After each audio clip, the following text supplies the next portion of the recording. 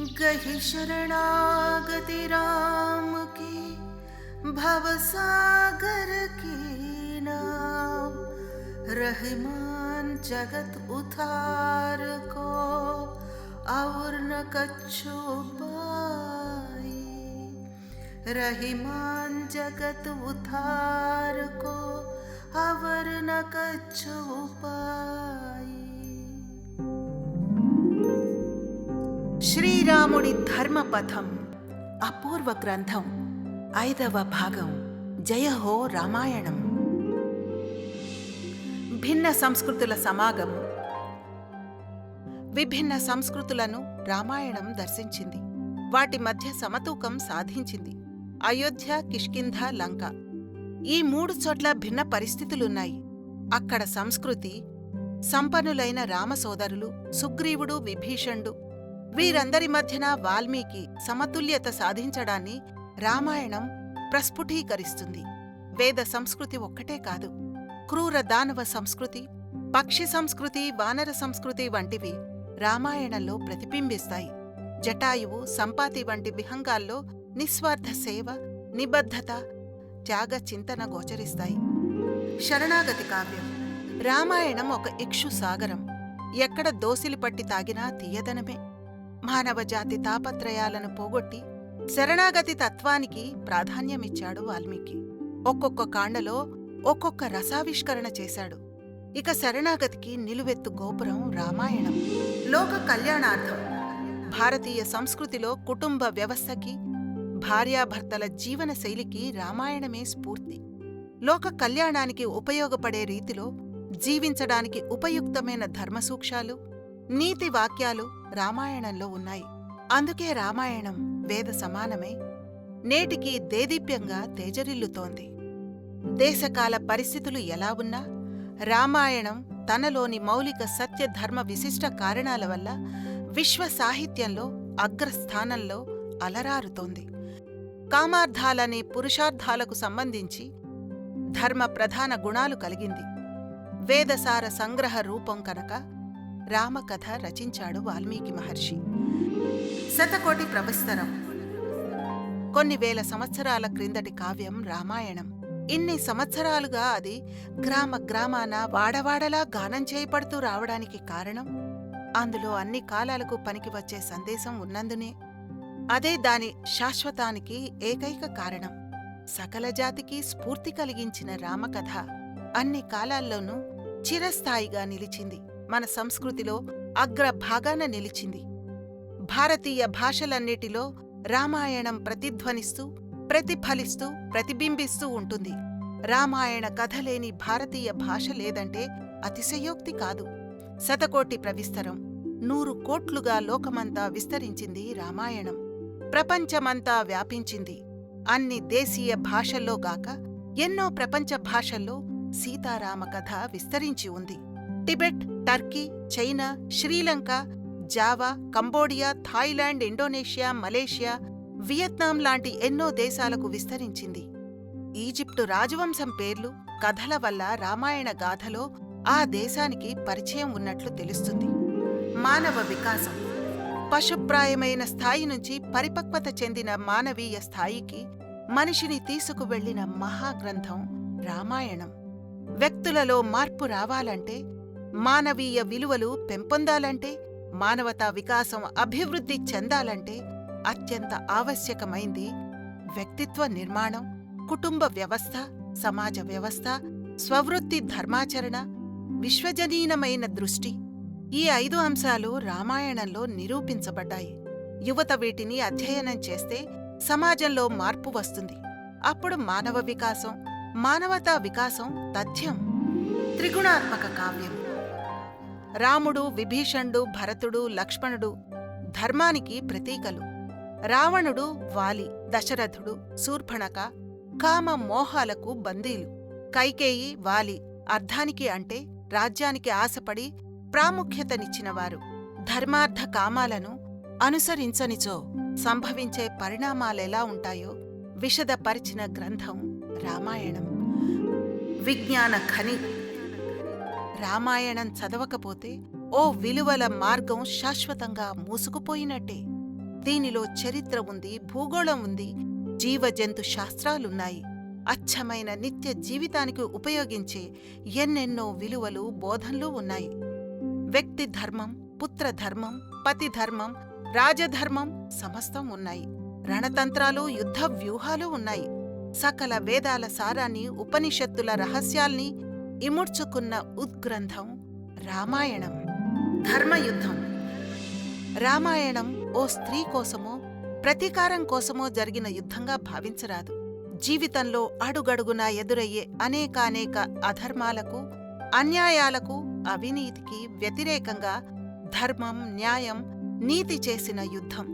దశరథుడి కోరికకు, కైకేయి కాంక్షకు మధ్య యుద్ధం.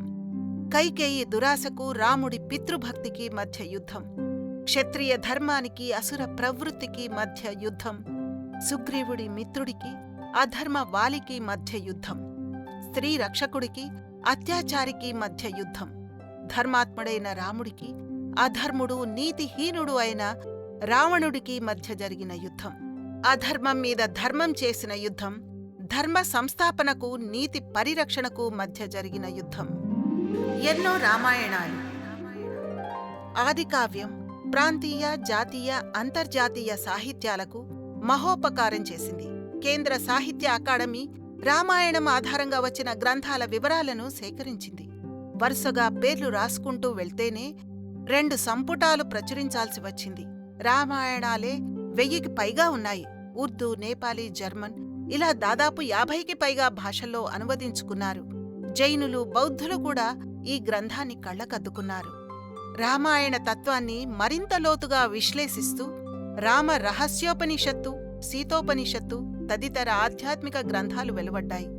వాల్మీకి తర్వాత వాల్మీకి పేరు మీద పలు రామాయణాలు పుట్టాయి. వాటిలో కొన్ని సంస్కృతంలోనే ఆవిర్భవించాయి.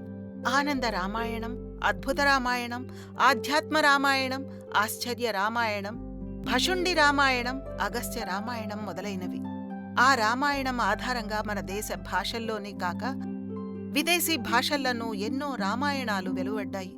వేర్వేరు భాషల్లో, వేర్వేరు కాలాల్లో వచ్చిన రామాయణాల్లో కొత్త కొత్త ఉపకథలు చేరాయి. దేశ కాల సిద్ధాంతాల అభిమతాలకనుగుణంగా ఎన్నో కొత్త కల్పనలు వచ్చి చేరాయి. ఎన్నెన్నో మార్పులకు లోనయ్యాయి. జైన రామాయణంలో జైనులకెంతో ముఖ్యమైన అహింసా సిద్ధాంతానికి అనుగుణంగా మార్పులు చేశారు. ఇందులో రావణుణ్ణి రాముడు కాదు, లక్ష్మణుడు సంహరిస్తాడు. రాముడికి హింస అంటనివ్వకుండా చూడటానికి, అహింసామూర్తిగా చూపడానికి అదొక్కటే మార్గం అనిపించి ఉంటుంది. అయినప్పటికీ రాముణ్ణి వీరుడు, ధీరుడు అయిన మర్యాద పురుషోత్తముడుగానే చూపించారు.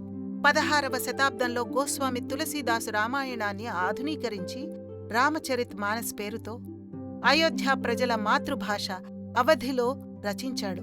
రాముడు మర్యాద పురుషోత్తముడని వర్ణించాడు. ఈ రామాయణం గొప్ప ఇతిహాసమని, భారతీయ జీవన సారాంశానికి ప్రతీక అని ప్రధాని మోడీ ప్రశంసించారు. థాయిలాండ్లో రామాయణాన్ని రామ్కీన్ అంటారు. ఇండోనేషియాలో సీరత్ రామా అంటే హికాయత్ సేరి రామా అన్నారు. మలేషియాలో ది ఇలియడ్ ఆఫ్ ఈస్ట్ పేరుతో ఫెడ్రికా రిచర్డ్సన్ 1870లో ఇంగ్లీష్లో రచించారు. తమిళ కవి కంబన్ తన రామాయణంలో మనిషిగా పుట్టి తన గొప్ప సుగుణాలతో దేవుడయ్యాడని పేర్కొన్నాడు. రాముడు మహావిష్ణువు అవతారంగానే భావించాడు. మలయాళంలో ఎళుత్తిచ్చియన్ రచించిన రామాయణము ప్రసిద్ధిగాంచింది. కన్నడంలో తోరవే నరహరి రామాయణాన్ని చక్కగా రచించారు. తెలుగులో రంగనాథ రామాయణం నుంచి, విశ్వనాథవారి రామాయణ కల్పవృక్షం నుంచి ఇటీవలి విహారిగారి శ్రీపద చిత్ర రామాయణం వరకు ఎన్నో రామాయణాలు వచ్చాయి. ఇంకా వస్తూనే ఉన్నాయి, వస్తూనే ఉంటాయి. మతాలకతీతంగా భారతీయ ముస్లింలు రామాయణం మీద అభిమాన వర్షం కురిపించారు. ఇండో పర్షియన్ సాహిత్యంలో 23 రామాయణాలు, అన్నీ కూడా వాల్మీకి లేక తులసీదాసు అనువాదాలు వెలువడ్డాయి. పర్షియన్ భాషలో మొదటి రామాయణం ముల్లా అబ్దుల్ ఖాదిర్ బదయూని 1554లో అనువదించాడు. 176 చిత్రాలతో వెలసిన దీన్ని జైపూర్ మ్యూజియంలో ఉంచారు. దీనిమీద అక్బర్ తల్లి హమీదా బాను తన ముద్ర ఆమెది అని చెప్పుకోవడానికి వేశారు.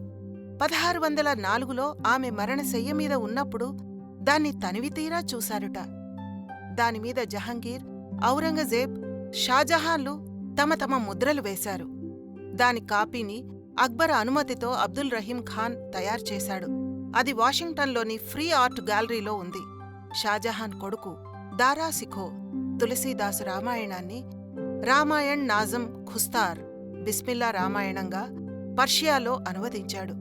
ఇది ఖురాన్లానే బిస్మిల్లా పదంతో మొదలవుతుంది. అవధ్ ప్రాంతంలో 300 రకాల రామాయణాలున్నాయంటారు. సారే జహాసే కర్త్ మహమ్మద్ ఇక్బాల్ హిందీలో రచించిన ఇమామ్-ఈ-హింద్ లీడర్ ఆఫ్ ఇండియా రామ్ ఎంతో ఖ్యాతిగాంచింది. ఇందులో రాముణ్ణి ఆదర్శ చక్రవర్తిగా, రామరాజ్యం ఉత్తమ ప్రభుత్వానికి ఒక నమూనాగా వర్ణించాడు. అంతేకాదు, రాముడు ఆదర్శ కొడుకు, భర్త, స్నేహితుడు, సోదరుడు, యజమాని, నాయకుడు అని పేర్కొన్నాడు. అక్కడ సీతారాముల బొమ్మలతో బంగారు నాణాలను ముద్రించాడు. అవి లక్నో, వారణాసి, లండన్ మ్యూజియంలలో ఉన్నాయి. అక్బర్ ఆస్థాన నవరత్నాలలో ఒకరైన అబ్దుల్ రహీం 1556 నుంచి 1627 రాముడి గూర్చి మోక్షానికి ఏకైక మార్గం రాముడిని శరణు కోరి అర్చించుకోవడమేనంటూ రాశాడు. గహి శరణాగతి రాముకి భవసాగర్ కీ నావ్ रहमान जगत उतार को और न कच्छो पाए, रहीमान जगत उतार को और न कच्छो पाए. ప్రక్షిప్తాలు, వక్రీకరణలు. వాల్మీకి సంస్కృత రామాయణంలో సైతం తదనంతర కాలంలో కొన్ని ప్రక్షిప్తాలు చోటు చేసుకున్నాయి. ఇక అనువాదాల్లో, ప్రచారంలో ఉన్న కథల్లో ఎన్నో వక్రీకరణలు జరిగాయి. కొత్త కొత్త సన్నివేశాలు, కల్పనలు వచ్చి చేరాయి. ఉత్తరాఖండ అధిక భాగం ప్రక్షిప్తమనే వాదన ఉంది. సీతాపహరణ సమయంలో సీత అగ్ని ఆశ్రయంలోకి వెళ్లడం, మాయా సీతని అపహరించడం, అగ్ని ప్రవేశ సమయంలో తిరిగి అసలు సీత బయటకు రావటం వాల్మీకి రాసింది కాదు. వాల్మీకి రచనలో గౌతముడు అహల్యని రాయిగా మార్చమని శపించడం, రామ పాదస్పర్శకు నాతిగా మారటం లేదు. నువ్వు ఎవరికీ కనిపించకుండా గాలిలో ఉంటావు, దుమ్ములో కొట్టుకుంటావు, రాముడు ఈ కుటీరంలో అడుగుపెట్టగానే నిజరూపం వస్తుంది అని శపించినట్టు మాత్రమే వాల్మీకి రామాయణంలో ఉంది. సీతా స్వయంవరానికి రాముడు వెళ్లడం, లక్ష్మణ రేఖ గీయడం, రావణుడు భూమిని పెకిలించి సీతని అపహరించడం, శబరి ఎంగిలి పండ్లను ఇవ్వడం, ఉర్మిళ నిద్ర, శివధనస్సును ఎక్కుపెట్టడానికి రావణుడు వెళ్లటం, రావణుడి కడుపులో అమృత భాండం ఉండడం, ఇవన్నీ అవాల్మీకాలే. అజరామరం. ఈ భూమిపై రామాయణం పుట్టి ఎన్నో వేల సంవత్సరాలయ్యింది. అయినా నేటికి ప్రపంచమంతా దాన్ని ఏదో ఒక కోణంలో మననం చేస్తూనే ఉంది.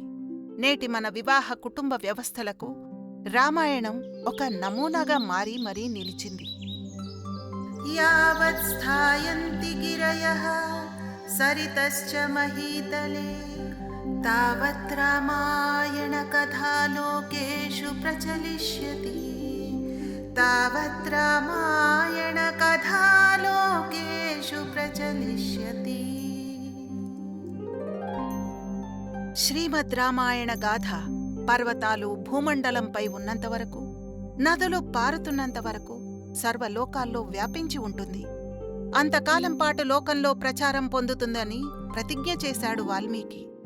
యావద్దేశ వ్యాప్తమై జాతీయ జీవనంలోకి అంత గాఢంగా చొచ్చుకొనిపోయి భారతీయుల ప్రతి రక్తకణంలోనూ కలిసిపోయిన ఏకైక కథ రామకథ. చరితం రఘునాథస్య శతకోటి ప్రవిస్తరం ఏకైకమక్షరం పుంసాం మహాపాతకనాశనం, ఏకైకమక్షరం పుంసాం మహాపాతకనాశనం.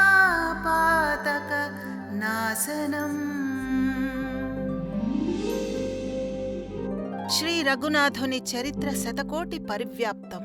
దానిలోని ప్రతి అక్షరం మానవ మాతృని మహాపాపాలను నశింపచేస్తుంది. జన హృదయంలో శ్రీరాముడి దివ్యమంగళ విగ్రహం కొలువై ఉంది. రామకథాసుధ తరగని జీవనదిలా నిరంతరం ప్రవహిస్తూనే ఉంది, ఉంటుంది. ఇది రామాయణం రచించిన వాల్మీకి గొప్పతనం. రామకథ యొక్క విశిష్టత యుగయుగాలుగా ఆదర్శాల మూటగా నిలిపిన శ్రీరామచంద్రుని ఔన్నత్యం. పాఠ్య గ్రంథం. రామాయణం చదవడం, వినడం కథ తెలుసుకోవడానికి మాత్రమే కాదు. మర్యాద పురుషోత్తముడిగా కీర్తింపబడిన రాముడు ఏ ఏ సందర్భాలలో ఎలా ప్రవర్తించాడో, ఎలా మాట్లాడాడో, ఎలా స్పందించాడో, ఏం చేశాడో తెలుసుకోవడానికి చదవాలి. మనలోని దుర్లక్షణాలను విడనాడాలి, నిర్జించాలి. మంచి లక్షణాలను, త్యాగబుద్ధిని, సహనశీలతను, ధార్మిక యుక్తాయుక్త వివేచనను పెంపొందించాలి. మనిషి మనుగడకు ఒక వ్యాకరణంగా రామాయణాన్ని నిర్మించి ఇచ్చాడు వాల్మీకి. రాముడనే కాదు, రామాయణంలోని ప్రతి పాత్ర మనిషికి పాఠ్యాంశమే. అయితే మంచి పాఠం కాకపోతే గుణపాఠం. చిన్న పెద్ద ఏ పాత్రను పరిశీలించినా ఎలా ఉండాలో లేదా ఎలా ఉండకూడదో మనకు వివరిస్తాయి. మామూలు మనిషి తన అనుభవాలను సైతం గమనించి సరిదిద్దుకుంటాడు. ఆత్మకథలు అభ్యసించి గ్రహిస్తాడు. ఆ పని అనాదిగా రామాయణం లాంటి ఇతిహాసాలు చేస్తున్నాయి. సత్యం, ధర్మం అనే 2 చక్రాల జీవన రథంలో ఎలా ముందుకు పయనించాలో చాటి చెప్పిన ఉద్గ్రంథం రామాయణం. పండిత పామరులందరికీ ఎన్నో పాఠాలు బోధించే పాఠ్య గ్రంథమే రామాయణం. ఉన్న స్థితి నుంచి ఉన్నత స్థితికి ఎదగడానికి, ఉంటున్న స్థాయి నుంచి ఉందామనుకుంటున్న స్థాయికి చేరడానికి రామాయణం పెద్దబాల శిక్ష. రామాయణం మంచి బోధిస్తుంది. వ్యక్తి వికాసానికి, ఆశావహ దృక్పథానికి, నైతిక విలువల ఉన్నతికి, సమాజ కళ్యాణానికి దోహదపడుతుంది. అందుకే చిరాయువయ్యింది. ఫలశ్రుతి. నారదముని ఉవాచ. రామచరిత్ర పరిశుద్ధిని కలిగిస్తుంది, పాపాలు నశింపచేస్తుంది, పుణ్యాలు ఇస్తుంది. ఇది వేదంతో సరిసమానమైంది. దీనిని చదివిన వారి సర్వపాపాలు తొలగిపోతాయి. ఆయుర్దాయం వృద్ధి పొందుతుంది. పుత్ర పౌత్రాదులతో, భృత్యు బంధు గణాలతో కూడి సర్వ సౌఖ్యాలను అనుభవించి మరణానంతరం స్వర్గంలో దేవతలచే పూజింపబడతారు. ప్రముఖుల అభిప్రాయాలు.